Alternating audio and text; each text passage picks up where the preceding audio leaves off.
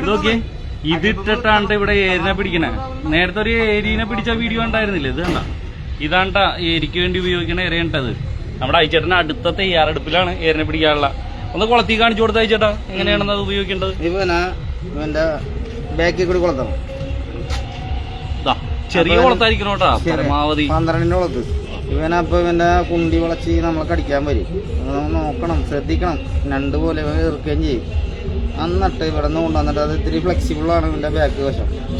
അത് കുളത്തിയിട്ടാണ് ഏരിക്ക് വേണ്ടി ഉപയോഗിക്കണേ.